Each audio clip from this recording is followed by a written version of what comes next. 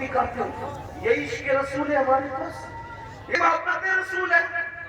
بہت سارے ظالم تو ایسے ہیں کہ جن لوگوں نے اپنے ماں باپ کو چھوڑ کر کے سسرال بسا لیا, ماں باپ کی خبر بھی نہیں ہے, ماں باپ بھیک مانگ رہے کہ کیا کریں, ماں باپ کو کھانا ہے کہ نہیں ہے کوئی فکر نہیں ہے, اور ہم عاشق رسول ہے. اللہ کے بندو, یہ عشق مصطفیٰ نہیں. اویس قرنی نے بتایا, ایک طرف دیدار رسول کتنی بڑی چیز ہے. کبھی سوچا ارے دیدار کرنے سے صحابی بنتا انسان, صحابی.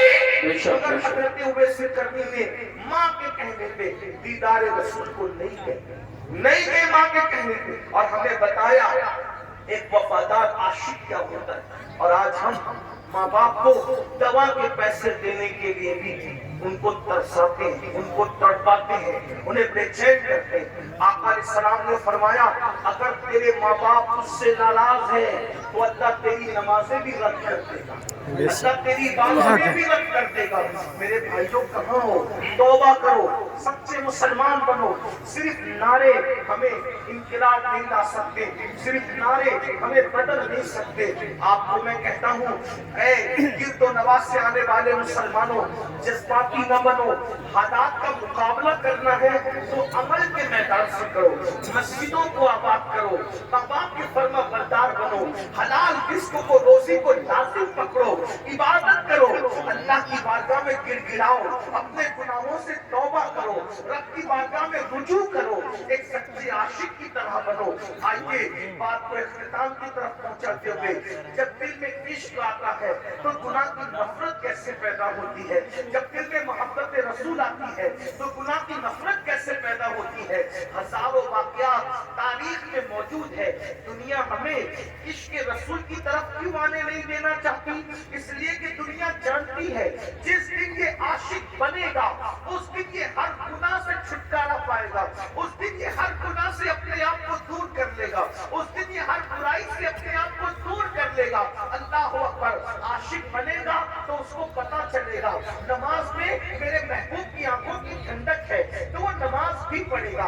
حرام کھاؤں گا حضور کے دل کو تکلیف پہنچے گی تو وہ حرام سے بھی باز رہے گا. اللہ اکبر. جھوٹ بولوں گا تو حضور کے دل کو تکلیف پہنچے گی, وہ جھوٹ سے بھی باز رہے گا. آئیے جو تاریخ کا بڑا خوبصورت سا واقعہ ہے وہ پیش کر کے اپنی بات پوری کر لوں. کس طریقے سے بدلتا ہے عاشق, بس عشق پیدا ہو جائے, کس طرح سے تبدیل ہوتا ہے, کس طرح سے اس کی زندگی میں انقلاب آتا ہے, کس طرح سے اس کی زندگی بدلتی ہے. اللہ اکبر. کہتے ہیں مکہ المکرمہ میں ایک جوان تھا, اس جوان کو دنیا فضالہ کے نام سے پکارتی تھی. فضالہ نام کا وہ جوان, اللہ اکبر, بڑا ہسمکھ تھا. ہسمکھ اس کی عادت تھی, ہنسی مذاق اس کی عادت تھی, اور وہ لوگوں سے دل لگی کرتا رہتا تھا, ہنسی مذاق کرتا رہتا تھا. اور اللہ اکبر, اس کا حال یہ تھا کہ ایک لڑکی مکے میں بڑی خوبصورت تھی, اس کا دل اس لڑکی سے لگ گیا تھا. اور جوانی تھی, جوانی کا شباب تھا, جوانی کا جوبن تھا, اس نے لڑکی سے پیار کر لیا, محبت کر لیا, اور لڑکی کے عشق میں وہ مبتلا ہو گیا. جب لڑکی کے عشق میں مبتلا ہوا تو اس کی عادت تھی وہ روزانہ ایک مرتبہ دن میں کعبۃ اللہ کے طواف کو جاتا تھا, اور پھر اس کی عادت یہ تھی جاتے وقت بھی وہ اس لڑکی کے ساتھ بیٹھ کر ہنسی مذاق کرتا تھا, اور آتے وقت بھی اس لڑکی کے ساتھ وہ ہنسی مذاق کرتا تھا. اللہ اکبر. ایک دن فضالہ کا مقدر عروج پر تھا, اوج پر اس کا مقدر تھا. جاتے وقت خوب ہنسی مذاق ہوئی, دیوار شکن کے کہنے لگے, اور اس کے بعد جیسے ہی فضالہ نام کے اس جوان نے حرم کعبہ میں قدم رکھا, مطاف حرم میں قدم رکھا, تو اس نے کیا دیکھا, ایک خوبصورت جوان ہے جو پورے انہمام کے ساتھ, خشوع و خضوع کے ساتھ سر کو جھکا کر طواف کعبہ میں مصروف ہے. فضالہ نے غور سے دیکھا تو غور سے دیکھنے کے بعد سمجھ میں آیا یہ کوئی اور نہیں ہے, یہ تو محمد رسول اللہ ہے, یہ تو مصطفیٰ جان رحمت ہے. اتنا دیکھنے کے بعد اس کے دل میں خیال آیا کہ اللہ اکبر, یہ اکیلے کعبے کا طواف کر رہے ہیں اور کوئی نہیں دیکھ رہا ہے, اگر میں ان کو اس وقت قتل کر دوں تو مکے والے خوش ہو کر مجھے بہت انعام دیں گے, مجھے مالا مال کر دیں گے. وہ آیا اور آنے کے بعد حضور کے ساتھ ساتھ چلنے لگا. اللہ کے رسول صلی اللہ علیہ وسلم نے فضالہ کی طرف دیکھا. ذرا غور کیجیے, دیکھیے یہ حضور کی سیرت ہے, حضور کی شان ہے, حضور کی اخلاق ہے. جان کو قتل کرنے کے لیے آیا ہے فضالہ. حضور اس کی طرف دیکھ کے مسکراتے اور مسکرا کے کہتے ہیں فضالہ کیا سوچ رہا ہے, کیا سوچ رہا ہے؟ اس نے کہا کچھ بھی نہیں. فضالہ کہتے ہیں کچھ بھی نہیں. آقا نے فرمایا کیا تو یہ نہیں سوچ رہا ہے کہ محمد تو اکیلے انہیں قتل کر دوں گا تو مکے والے انعام دیں گے؟ اور فرمایا ایسے نہیں سوچتے, کمر میں خنجر باندھا ہوا ہے اور میرے قتل کے ارادے سے ہے, ایسے نہیں سوچتے, ایسے نہیں سوچتا. اور اس کے بعد اس کے سینے پہ ہاتھ مارا اور ہاتھ مار کے کہا اس طرح نہیں سوچتے. اس کا سینے پہ ہاتھ لگنا تھا, اس کی زندگی بدل گئی, زندگی بدل. اور اس نے کہا یہ کتنا عظیم انسان ہے, یہ میرے سینے کے راز بھی جانتا ہے, میرا کمر کا خنجر بھی جانتا ہے. قدم پکڑ لیے, مجھے بھی کلمہ پڑھائیے, مجھے بھی مسلمان کیجیے, اسلام میں داخل کر دیجیے. حضور نے کلمہ پڑھایا, اسلام میں داخل کر لیا. پھر کیا ہوا؟ فضالہ نے کہا یا رسول اللہ, آپ اب سے تھوڑی دیر پہلے سب سے زیادہ کسی سے نفرت تھی تو آپ, اور کلمہ پڑھ لیا ہوں تو اب سب سے زیادہ میرا کوئی محبوب ہے تو آپ. آپ سے بڑا میرا کوئی محبوب نہیں ہے, آپ سے زیادہ میں کسی کو نہیں چاہتا. اب میری تمنا یہ ہے ایک طواف آپ کے ساتھ کرنا چاہتا ہوں اگر اجازت ہو تو. حضور ایک طواف, اور فضالہ حضور کے ساتھ طواف کرنے لگے.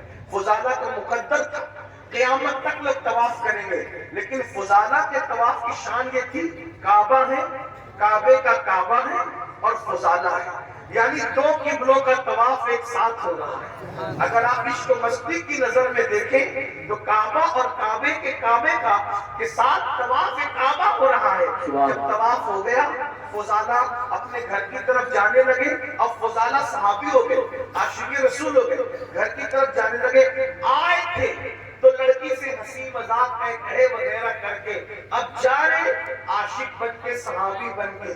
جیسے ہی اس لڑکی کا گھر آیا فضالہ کا سر جھک گیا. لڑکی انتظار کر رہی تھی کھڑی کہ روزانہ آتے بھی مذاق ہوتی تھی, جاتے بھی ہوتی تھی. جاتے تو ہو گئی, اب فضالہ آ رہا ہے, کرتا کیا ہے؟ تو جیسے ہی فضالہ سر جھکا کر کے جانے لگے اس لڑکی نے آواز دی فضالہ, او فضالہ, فضالہ ادھر دیکھو. آپ نے وہی کھڑے ہو کے کہا کہ نہیں اب میں تیرے کام کا نہیں رہا. فضالہ نے کیا کہا؟ اب میں تیرے کام کا نہیں رہا. اس لڑکی نے کہا کیوں؟ مذاق زیادہ ہو گئی, کوئی تکلیف ہو گئی, کچھ ہو گیا, بتاؤ ازالہ کریں. تو کیا کہا؟ نہیں, جب تک کہ میرے دل میں آمینہ کا لال نہیں بسا تھا میں ہر کس و ناقص سے دل لگا لیتا تھا, لیکن اب میرے دل میں عشق رسول پیدا ہو گیا ہے, اس لیے اب میرے دل میں کسی ناجائز محبت کی جگہ نہیں ہے. اب میں تیرے کام کا نہیں رہ گیا. اندازہ فرمائے زندگیوں میں کیوں انقلاب آیا ہے. آپ سے میں پوچھتا ہوں, ہم تو پیدائشی مسلمان ہیں, پیدائشی عاشق رسول ہے, ہم نے تو لوریاں بھی سنی ہیں نعتوں میں.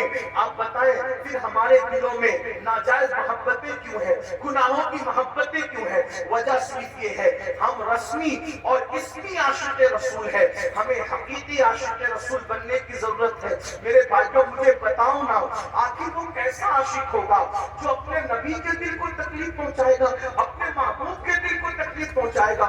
وہ رسول جو پوری پوری رات ہمارے لیے دعائیں کرتے ہیں, آج ہم اس رسول کی نافرمانی کر رہے ہیں, ان کی بات نہیں مان رہے. مسلمانوں بتاؤ اللہ کے رسول کے دل پہ کیا گزرتی ہوگی؟ یہ میری مائیں اور بہنیں موجود ہیں, یہ بہنیں بغیر دوپٹے کے گھر سے نکلتی ہیں, حضور کے دل پہ کیا گزرتی ہوگی؟ یہ بہنیں نمازیں نہیں پڑھتی ہے, سیریل دیکھتی ہے, فلمیں دیکھتی ہے.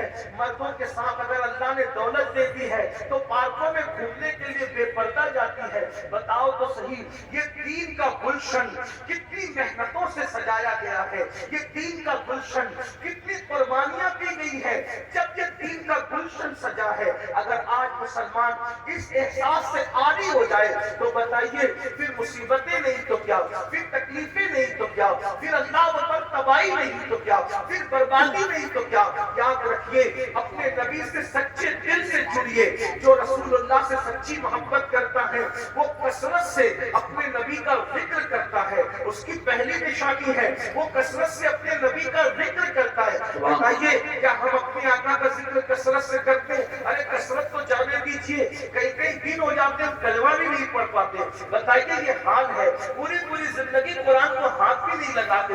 میرے بھائیوں کیسے مسلمان ہو آپ؟ یہ سوچتے ہو ہم مسلمان ہیں اس لیے ہم پر مصیبتیں آ رہی ہے، ہم مسلمان اس لیے مصیبت نہیں آ رہی ہے، ہم سچے مسلمان نہیں ہیں اس لیے مصیبت آ رہی ہے۔ میرے بھائیوں ہمیں جیل بھرنے کی تحریکیں شروع کرنے کی ضرورت اس لیے پیش آ رہی ہے کہ ہم نے مسجدیں بھرنے کی کوشش نہیں کی۔ اگر ہم نے مسجدیں بھرنے کی کوشش کی ہوتی تو ہمیں یہ دن دیکھنے نہیں پڑتے، اگر ہم نے مسجدیں بھرتی ہوتی تو ہمیں یہ دن دیکھنے ہی نہیں پڑتے۔ اللہ اکبر، سوچئے غور کیجئے، ہم ساری چیزوں کا معاملہ اسلام کے سر ڈالتے ہیں کہ تکلیف ہے تو اسلام کی وجہ سے، مصیبت ہے تو اسلام کی وجہ سے، تکلیفیں تو اسلام کی وجہ سے نہیں، اپنے کردار کی وجہ سے ساری مصیبتیں ہیں۔ اسلام تو آپ کو عزت دینے آیا تھا، اسلام نے کسی کو ذلیل نہیں کیا، اسلام تو عزت دینے آیا تھا، اسلام تو وقار دینے آیا تھا، اسلام تو شان دینے آیا تھا۔ ایک نام بتا دو، بس بات ختم کرتے ہوئے کہہ رہا ہوں، اس مجمع میں اگر کوئی تاریخ کا طالب علم ہے، کوئی پڑھا لکھا ہے تو میں اس کو چیلنج کرتا ہوں، مجمع کو نہیں پوری دنیا کو چیلنج کرتا ہوں، ایک نام ایسا بتا دو جو سچا مسلمان ہوا ہو اور اسلام کی وجہ سے وہ ذلیل ہو گیا ہو۔ ایک نام مجھے بتاؤ، صرف ایک نام مجھے بتاؤ جو اسلام کی وجہ سے ذلیل ہوا ہو۔ اللہ اکبر، آپ کو بڑے مشہور واقعات سننے کے عادی ہے نا، آپ کو بہت سارے واقعات یاد ہے نا، مجھے بتاؤ اسلام کا دامن پکڑ کر اسلام کی وجہ سے کوئی ذلیل ہوا ہو تو بتا دو۔ اسلام کی وجہ سے کوئی ذلیل نہیں ہوا۔ اگر اسلام کی وجہ سے کوئی ذلیل ہوتا تو پہلے نمبر پر مسلمان ہونے والے ابو بکر صدیق ذلیل ہوتے، لیکن وہ ذلیل نہیں ہوئے، ان کو کتنی عزت ملی۔ اگر وہ ٹاٹ پہن لے تو جبریل بھی ٹاٹ پہنتے نظر آتے، آسمان کے فرشتے ٹاٹ پہنتے نظر آتے۔ اگر اسلام کی وجہ سے کوئی ذلیل ہوتا تو عمر ابن خطاب ذلیل ہونا چاہیے تھا، عثمان غنی کو ذلت ملنی چاہیے تھی، مولا علی کو ذلت ملنی چاہیے تھی، مگر تاریخ گواہ ہے ان میں سے کسی کو ذلت نہیں ملی۔ جب انہوں نے اسلام کا دامن پکڑا اللہ نے ان کو ایسی عزتیں عطا فرمائی کہ اللہ اکبر، عرب کے بوریا نشین کیسر و کسریٰ کے تاجدار بنتے ہوئے نظر آئے۔ پتا چلا آپ کی ہماری سوچ کیا پتہ ہے؟ کپڑے سے عزت ملتی ہے، موبائل سے عزت ملتی ہے، اور اس کے بعد اچھی بائک سے عزت ملتی ہے، اور شیونگ کرانے سے عزت ملتی ہے۔ یہ سب بھوت سوار ہے، اس لیے ذلیل ہو رہے ہو۔ لیکن یاد رکھنا عزت صرف اسلام سے ملتی ہے۔ اگر آپ اجازت دیں تو تاریخ کا ایک خوبصورت واقعہ پڑھ کے بات کرتا ہوں۔ عزت اسلام کپڑوں سے نہیں، عزت اسلام سے ملتی۔ آپ نے سنا ہے، بہت بار سنا ہے، سن لے اس کو، کیا تاریخ ہے۔ جب بیت المقدس فتح کرنے کے لیے لشکر اسلام پہنچا تو وہاں کے راہب نے کہا کہ ہم تمہارے امیر کو چابیاں دیں گے، بلاؤ تمہارے امیر۔ المختصر یہ کہ فاروق اعظم کو خط لکھا۔ جب فاروق اعظم کو خط لکھا تو فاروق اعظم کے پاس صرف ایک ہی اونٹنی تھی، ایک اونٹنی تھی، اور مسلمانوں کا امیر ایک ملک سے دوسرے ملک کا سفر کر رہا ہے، امیر المومنین، نہ کوئی فوج ہے، نہ کوئی ہٹو بچوں والا معاملہ ہے، کچھ نہیں، اکیلا امیر سفر کر رہا ہے اور ساتھ میں غلام ہے، خود کی ایک ہی اونٹنی ہے اور ایک اونٹنی کے ساتھ سفر ہو رہا ہے۔ پھر کیا ہوا؟ اللہ اکبر، اور پھر کی شان سے سفر ہوا۔ آپ نے فرمایا اپنے غلام سے، دیکھو تھوڑی دیر میں بیٹھوں گا، تھوڑی دیر تم بیٹھو گے۔ اور اللہ اکبر، دنیا نے یہ تاریخ کے اندر یہ اولاد گواہ ہے، دنیا نے یہ موقع بھی دیکھا کہ امیر المومنین اپنے غلام کو اونٹنی پہ بٹھا کر خود اللہ پیدل چلتے نظر آئے۔ اور اللہ کی شان یہ تو باری غلام کی تھی اور سیدنا فاروق اعظم نکیل پکڑ کر کے چل رہے تھے، اور حالت یہ تھی اس وقت امیر المومنین کے بدن پر جو جبہ تھا اس پہ پیون لگا ہوا تھا، اور جو موزے پہنے تھے وہ ایڑی کے پاس سے پھٹے ہوئے تھے۔ جس وقت نالا آیا آپ نے سوچا پھٹے ہوئے موزوں میں پانی بھر نہ جائے، تو موزے اتار کر آپ نے گردن پہ ڈال لیے، اور اس کے بعد جب نکلے تو حضرت خالد بن ولید اور ابو عبیدہ بن الجراح کان میں باتیں کر رہے تھے۔ امیر المومنین یہ کیا کر رہے ہیں؟ ارے موزے پیر میں تھے تو پھٹا پن چھپا ہوا تھا۔ اتنے لوگ استقبال کے لیے آئے ہیں، مسلم بھی ہے، غیر مسلم بھی ہے، یہودی بھی ہے، عیسائی بھی ہے، مشرک بھی ہے، سب دیکھنے آئے کہ مسلمانوں کا امیر کیسا ہے، اور انہوں نے پھٹے ہوئے موزے کندھے پہ ڈال دیے، غلام کو بٹھا دیا۔ لوگ استقبال کرنے کے لیے آگے بڑھے، ان کو یوں لگا کہ جو نکیل پکڑ کے چل رہا ہے وہ غلام ہے، اور جو سواری پہ بیٹھا ہے وہ امام ہے۔ لیکن جب استقبال کے لیے لوگ آگے بڑھے جو نہیں پہچانتے تھے، تو خالد بن ولید اور ابو عبیدہ بن الجراح نے کہا وہ آقا نہیں ہے ہمارا، یہ ہمارا امیر تو یہ ہے جو نکیل پکڑ کے چل رہا تھا۔ تو لوگوں نے پوچھا اس کو کیا ہو گیا؟ تو تب بتایا گیا ان کی ملکیت میں ایک ہی اٹھنی تھی اور غلام کو ساتھ لائے، تو انصاف کا تقاضا یہ تھا کہ جتنی دیر یہ بیٹھیں گے اتنی دیر غلام بھی بیٹھے گا، اور جتنی دیر غلام پیدل چلے گا اتنی دیر یہ پیدل چلیں گے۔ اور باری اس کی تھی، اللہ اکبر، چپکے سے کسی جوان نے کان میں کہا امیر المومنین اتنے لوگ استقبال کے لیے آئے ہیں، پیون والا جبہ پہنا ہے، پھٹا ہوا موزہ کندھے پہ ڈال لیا ہے، آپ نے کیا کیا؟ تو آپ نے غصے میں کنکر اٹھائے اور اٹھا کر کے ان پہ مارتے ہوئے فرمایا کہ حضور علیہ السلام کے پردہ فرمانے کو ابھی ایک صدی بھی نہیں بیتی، اور تم اتنی جلدی تمہاری سوچ بدل گئی، اتنی جلدی تمہاری فکر بدل گئی، اتنی جلدی تمہارے خیالات بدل گئے۔ فرمایا واللہ ہمیں عزت کپڑوں کی اور سواری کی وجہ سے نہیں ملی ہے، ہمیں عزت اسلام کی وجہ سے ملی ہے، نبی کی وفاداری کی وجہ سے ملی ہے۔ جب تک ہم اسلام کا دامن پکڑے رہیں گے اور حضور سے وفاداری کرتے رہیں گے، اس وقت تک اللہ ہمیں عزت عطا فرماتا ہے۔ آپ مجھے بتائیں، اللہ اکبر، جب چابیاں دی گئی تو ساتھ ہی ساتھ وہ عیسائی مسلمان بھی ہوئے، اور کہا عمر اگر لاؤ لشکر کے ساتھ آتے تو صرف چابیاں دیتے، لیکن عمر تم اسلام کے ساتھی کے ساتھ آئے ہو تو ہم نے چابیاں بعد میں دی ہے، پہلے ہم نے تمہیں اپنا دل دے دیا ہے۔ اور وہ کلمہ پڑھ کے مسلمان ہو گئے۔ مسلمانوں بتاؤ، آج جتنی دلچسپی بائک میں لیتے ہو، جتنی دلچسپی اچھے کپڑے میں لیتے ہو، جتنی دلچسپیاں اچھے قیمتی جوتوں میں لیتے ہو، جتنی دلچسپیاں ہٹو اور بچوں میں لیتے ہو، اتنی دلچسپی اسلام پر عمل کرنے میں لو۔ پھٹے کپڑے پر بھی تمہیں عزت ملے گی، اللہ اکبر، پیدل چلنے پر بھی تمہیں عزت ملے گی، تمہیں وقار ملے گا۔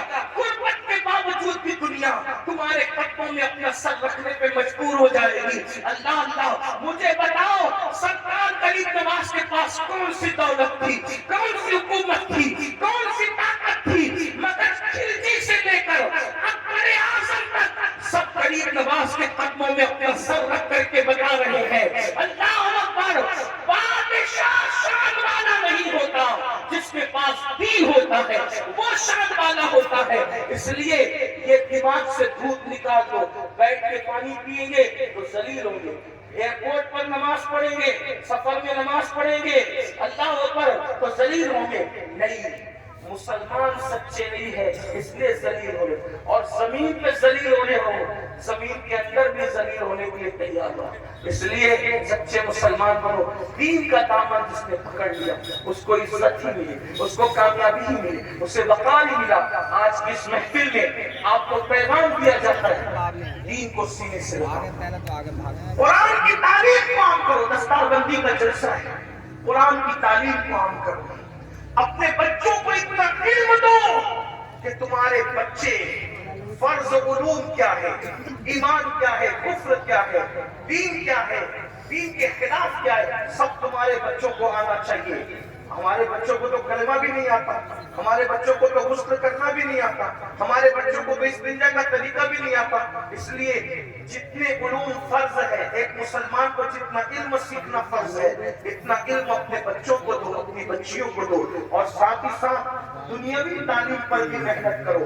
10ویں اور 12ویں سے اپنے بچوں کو بچیوں کو ڈراپ آؤٹ مت کر لو، اٹھا مت لو، بلکہ اپنے بچوں کو اپنی بچیوں کو اعلیٰ تعلیم دو، دنیاوی تعلیم اعلیٰ تعلیم دو، اتنی اچھی تعلیم دو کہ آپ کے بچہ، کوئی بھی بچہ ڈگری کے بغیر نہ رہنے پائے۔ ہر بچے کو ڈگری دو۔ آپ کہتے ہیں نوکری نہیں ملتی، ہم نوکری کے لیے بچوں کو نہیں پڑھاتے، ہم اچھا انسان بنانے کے لیے بچوں کو پڑھاتے ہیں۔ اپنے خرچے کم کرو، اپنے اخراجات کم کرو۔ ہر محفل کا ہمارا پیغام یہ ہے، علم پہ محنت کرو۔ اور ایک پیغام یہ بھی ہے، شادیوں میں لاکھوں کروڑوں خرچ کرنے کی بجائے وہ لاکھوں روپے وہ اسکول کالجز بنانے پہ خرچ کرو۔ مسجدوں کے مینار بہت اونچے بنا کر کروڑوں روپیہ خرچ کرنے کی بجائے وہ کروڑوں روپے تعلیم گاہوں پہ خرچ کرو، کیونکہ مسجد کا اونچا مینار ہمارا کوئی فائدہ نہیں کر سکتا، لیکن اگر ہم نے تعلیم گاہیں مضبوط بنائی تو اس سے اچھے انسان پیدا ہوں گے۔ ہمارے یہاں عمارتوں کی اہمیت نہیں ہے، ہمارے یہاں اچھے انسانوں کی اہمیت ہے۔ تو دانشگاہیں بناؤ، اور مسلمانوں کو اللہ نے اتنی دولت سے نوازا ہے کہ ایک ایک مسلمان ایک ایک ادارہ بنا سکتا ہے۔ بلکہ جو مالدار ہے، میں تو ان کو مشورہ دیتا ہوں کہ 4 فیکٹری ڈالنے کی بجائے 3 فیکٹری ڈالو، اور ایک فیکٹری کی بجائے ایک اچھا اسکول بناؤ، کیونکہ اسکول اچھا بزنس بھی ہے اور اچھی قوم کی خدمت بھی ہے۔ ایسا نہیں کہ اسکول سے پیسہ نہیں کما سکتے، اسکول سے بھی آپ پیسہ کما سکتے ہیں، لیکن اچھا کیا ہوگا کہ تعلیم بھی عام ہوگی اور آپ کا اچھا بزنس بھی ہوگا۔ بہت مالدار لوگ ہیں آپ کے آس پاس میں، بہت مالدار بھائی، جلسے پہ جب آپ لوگ لاکھوں روپے خرچہ کرتے ہو تو عمارتوں پہ کیوں نہیں خرچ کر سکتے؟ میں سمجھتا ہوں کہ مراد آباد ضلع میں جتنے جلسے ہوتے ہیں، اگر اس کا سال کا تخمینہ نکالیں تو اربوں روپے جائیں گے، کروڑوں نہیں اربوں روپے جائیں گے۔ میری اپنی معلومات کے مطابق کوئی شب ایسی نہیں گزرتی جب اتنا بڑا جلسہ آپ کے یہاں نہیں ہوتا۔ روز جلسے ہوتے ہیں، روز ہوتے ہیں جلسے۔ تو آپ لاکھوں روپے جو جلسے پہ خرچ کرتے ہو، میں یہ نہیں کہہ رہا کہ جلسے بند کر دو، ایسا نہیں، میری بات کا برا مت ماننا، غلط مطلب مت نکالو، جلسے کرو، لیکن جلسے سے زیادہ اہمیت عمارتیں بناؤ، تعلیم فراہم کرو۔ لوگ تعلیم مہنگی کر رہے ہیں، تم تعلیم سستی کرو تاکہ اپنے بچوں کو ہر بندہ پڑھا سکے۔ اپنے باپ کے نام سے مسجدوں میں قرآن رکھنے کی بجائے اپنے باپ کے نام سے بچوں کی فیس بھر دیا کرو اصالِ ثواب کے لیے۔ اس لیے کہ علماء سے پوچھو کہ جو مسجد میں ابا کے اصالِ ثواب کے لیے قرآن رکھتے ہیں، وہ برسہ برس ہو جاتے، سینکڑوں قرآن تھپی میں رکھے ہوئے ہیں، کوئی ان کو ہاتھ تک نہیں لگاتا۔ مسجد کے اندر 10-20 قرآن کے سوا اور زیادہ قرآن کی ضرورت نہیں ہے، اس لیے کہ تلاوت کرنے والے کتنے ہیں۔ بڑی معذرت کے ساتھ